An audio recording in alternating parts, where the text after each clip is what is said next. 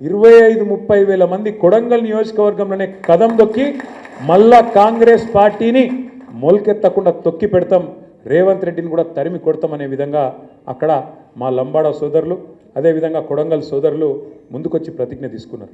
మరి రేవంత్ రెడ్డికే దిక్కు లేకపోతే మీ కడియం శ్రీహరి ఉంటాడా నేను అడుగుతా ఉన్నా. ఆయన పరిస్థితి ఏంది అసలు? కడియం శ్రీహరి ఇలా పెద్ద పెద్ద మాటలు మాట్లాడతాడు, చూస్తే అప్పుడప్పుడు గమ్మత్ అనిపిస్తుంది. అది సామెతను శకునం చెప్పే బల్లి కుడితిలో పడ్డదని.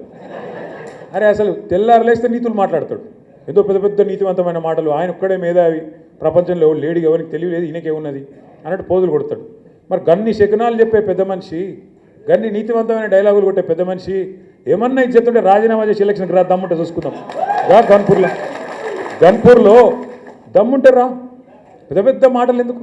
ఓ పెద్ద భీకరమైన డైలాగులు, బీభత్సమైన పోజులు, గాల్లె గెలుసుడు కాదు కదా.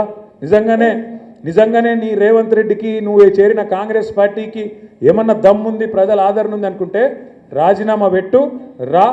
ఒక్క కడియం శ్రీహరే కాదు, 10 మంది వాళ్ళు ఏమనుకుంటారో నాకు తెలియదు కానీ తప్పించుకోజాలరు.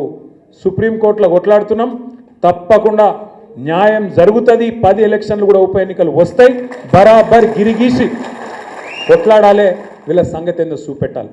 దయచేసి నేను మిమ్మల్ని కోరేది ఒకటే,